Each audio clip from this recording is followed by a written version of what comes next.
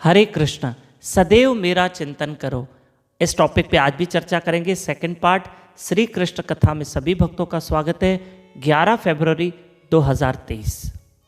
भगवान श्री कृष्ण गीता के 18वें अध्याय के 65वें श्लोक में कहते हैं, सदैव मेरा चिंतन करो, मेरे भक्त बनो, मेरी पूजा करो, मुझे नमस्कार करो, और ऐसा करने से निश्चित रूप से तुम मुझे प्राप्त करोगे। मैं तुम्हें वचन देता हूं।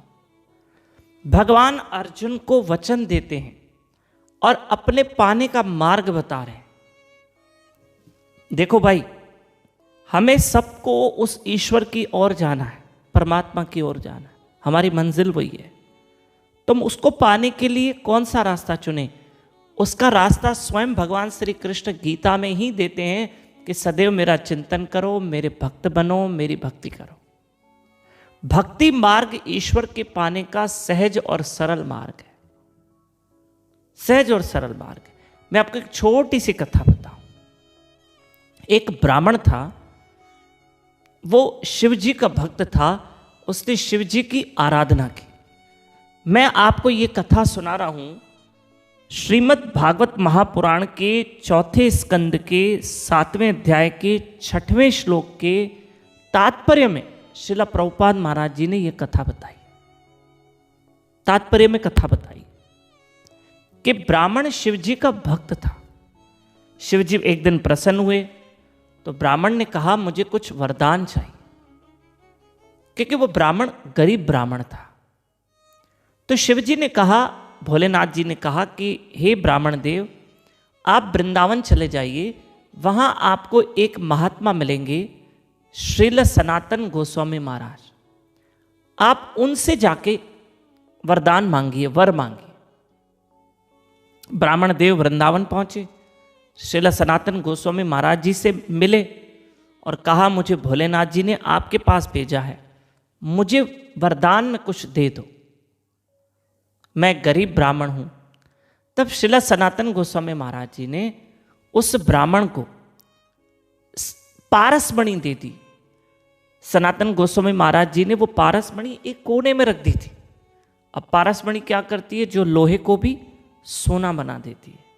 हम आपको बताना चाहते हैं कि भगवान की भक्ति और नाम की कितनी महिमा है। इसलिए तो कृष्ण गीता में कहते हैं, मेरे भक्त बनो, सदैव मेरा चिंतन करो। तो कोने में एक पारसमणि पड़ी थी। सनातन गोस्वामी महाराज जी ने वो पारसमणि उठा के ब्राह्मण को दी और कहा, महाराज ये लीजिए, इससे आपकी सब काम हो जाएंगे। ये तो पारसमणि लोहे को भी सोना बना देती है, तो आपको तो सोना ही सोना मिल जाएगा और आपका काम हो जाएगा।